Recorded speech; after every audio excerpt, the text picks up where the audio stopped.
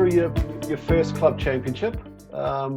You're allowed to compete, and now you're not only competing, but you're starting to beat some of the other peers, I guess, in the locker room there. So, what was it like to win your first club championship? You can't have been that old. Would it be 14 or 15, or maybe a bit older? I honestly can't remember. That's terrible. 1986. What year was it?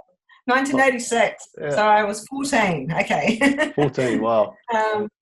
Yeah, I can't remember. I know it definitely was a big deal, but I honestly can't remember who I played.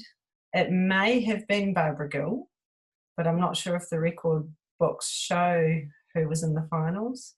No, well, look, I haven't found that. I thought that might have been etched in your memory, Lisa, but that's okay. No, sorry. I know there was a year I won 7 and 6 in one of the club champs, and that might have been the first year. And then there was the next year, I think I won 12 and 11. Okay. Because they were 36-hole finals. But yeah, sorry, I can't remember who it was. That's right. I mean, hey, look, it's a great achievement to have won one club championship, I guess, let alone winning 3. Now, that's obviously started to, you're clearly playing good golf, and that's probably put you on the radar, of selectors. And you just mentioned that you were selected to Wellington there at one stage, and must be pretty special to be able to play with your mother. Yes, it was. Yeah, I think the first in provincial I played was still called Style Master, and that was. Would have been 1987, I think, in Dunedin. So that was the first year I made the Wellington senior team and played the interprovincial there. Played at, I think I was 3rd. I think I was number 3 in the team. Yep. And Tracy Hanson was number 1. So that was the Tracy Hanson days. So yeah, that was a very exciting time to represent Wellington. That's for sure. I guess it's great to represent your province, but you've now been selected for New Zealand. It's 1990, and it looks like your career really starts to take off at this stage. Your amateur career really starts to take off, and of course, 1990 was a great year not only for New Zealand golf, for women's golf, but also New Zealand golf with the hosting of the Eisenhower for the men in Christchurch, and the Espirito Santo for the ladies. I think might have been at Russley, or certainly in Christchurch. Russley, yeah. Yeah, I mean, talk us through that. It was a very good finish. I think you finished 2nd or 3rd. The men finished 2nd in their one, and yes, I think we were 3rd. I think in Christchurch. I played absolutely horrendous in the first round. I think looking back now, it was probably the worst time to represent your country when the tournament is in your own country. Right. There was so many people watching, so many, with immense support. And I've never been so scared in my life, and I still remember it to the day. So I shot 88 in the first round, and I was just mortified. I just didn't want to play again the next day. We had Jan Cook, she was back then, was in the team, and Annette Stott, and couldn't ask for better teammate support. They were fantastic, and yeah, just. Once we got over the initial nerves of the first round, and the great thing about those kind of events, of course, is your worst score drops out because it's a team competition. So thankfully the other 2 played well. And then, yeah, I improved during the week and shot, I think, 1 under in the final round, 72 to have, I think 2 of my 3rd round and 4th round scores counted. So, that's all you can ask for, is to have at least some of your scores counting towards the team and actually seem to be helping the team out. So, yeah, it was a really special time. So, I mean, it's fantastic. You've come pretty close there. Now you still hold selection, and I'm not sure if it came before or after, but the Queen Sirika Cup, that was a trip up to Hong Kong for you. Was that your first time out of the country? Yes, it was. Yep, Hong Kong was quite a culture shock. I'd have to say, I've over the years. I mean, golf has been fantastic to me too. It's been a great means to be able to see different parts of the world, and I guess all that's probably done is make me appreciate New Zealand a whole lot more. Never really been such a great traveller. I guess that's added to one of the reasons why I never decided to turn pro either. The whole living out of a suitcase and just from one town to the other, you don't really get to see too much of the culture of where you're at and get time to appreciate. It's just golf course, airport, hotel, golf course, hotel, airport, and go on again. So it's whilst I really enjoyed my time as an amateur playing those events, it was not something I wanted to do as a career long term. Okay, and is the format for the Queen's Circuit, is it similar to the Espirito? Is it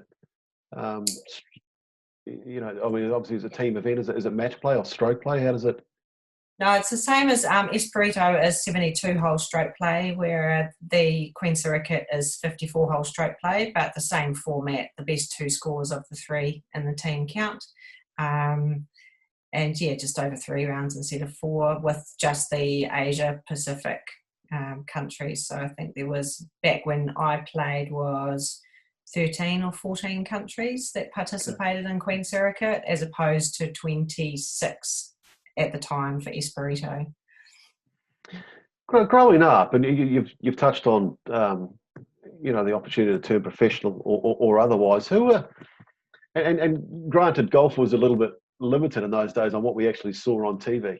Even, you know, talking to the fellas, I mean, you didn't see the PGA Tour like we see today, and you know, certainly women's golf was even more anonymous. So, who were some of the golfers you looked to growing up? I mean, did you look at the games of the male golfers, or did you have female icons, I guess, that you wanted to model yourself on?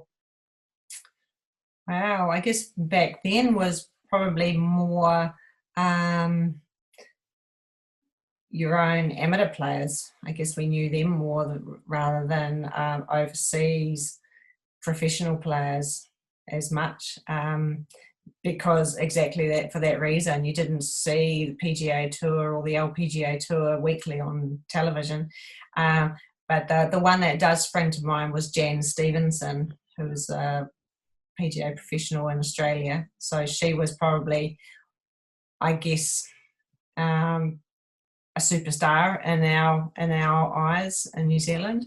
But further afield than that, there was a few of the main players. I guess from memory, I think they potentially may have televised a couple of the ladies' majors in the States, because I do remember watching like Nancy Lopez, a few of the names of that era, but not as much as, yes, obviously we get treated to a lot more of it these days, which is good for the younger ones playing golf now to see what they need to do and what to aspire to.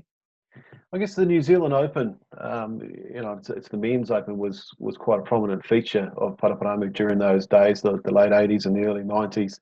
Did you have any involvement in the tournament, whether it was, you know, from a caddying perspective or volunteering or other roles that were on offer?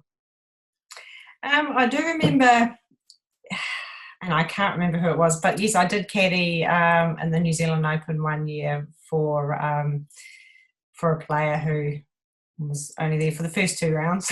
But I did really enjoy watching Corey Pavin that year when,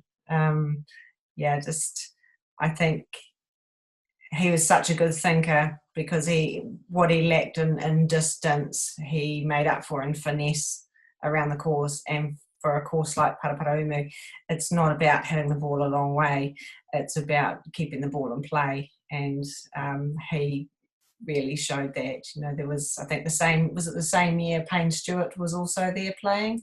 Or was that I don't think Payne Stewart. I know year? that was the year that Paul Devonport got the Bledisloe Cup for the leading amateur. So Ah, from well, that's all that matters. from a club perspective. Yeah. Yeah, exactly. But yeah, I did. I really enjoyed watching those players. I think probably Paraparaumu taught me that as well growing up. Was yes, although it was great to play with the junior boys and learn to hit the ball harder and be very and stronger. I think Paraparaumu is a good learning venue because you don't have to hit the ball a long way. It's more about thinking your way around the course and keeping the ball in play. So I really did appreciate that experience, I guess, growing up. Yeah. In 1992, you get selected for New Zealand again, and it's a trip over to Vancouver. And again, I mean, it must have been a great period for New Zealand golf from a men's and ladies' perspective. The men, of course, won the Eisenhower in 1992, but the ladies were there and thereabouts again as well. Tell us about that trip. Mm-hmm. Yeah, the boys stole our thunder a bit there, really, I think. We were really excited to do as well as we had done the week before them, and then they played the following week and won. So yeah, it was a very back-to-back events like that, successes for New Zealand golf was fantastic. And in such a fantastic environment in Vancouver as well. It was, yeah. And I see Lynette Brookie was in the side, a local girl who ended up coming to Paraparaumu as well, and I guess probably putting a halt or making those club championships a little bit more competitive. She won a couple herself around that period as well. Yes, she did. Yeah, it was. It was good to have. I guess we had a healthy rivalry, I suppose you could call it. But yeah, it was great to have someone there that we pushed each other, I guess, to keep striving to play well. So yeah, it was good.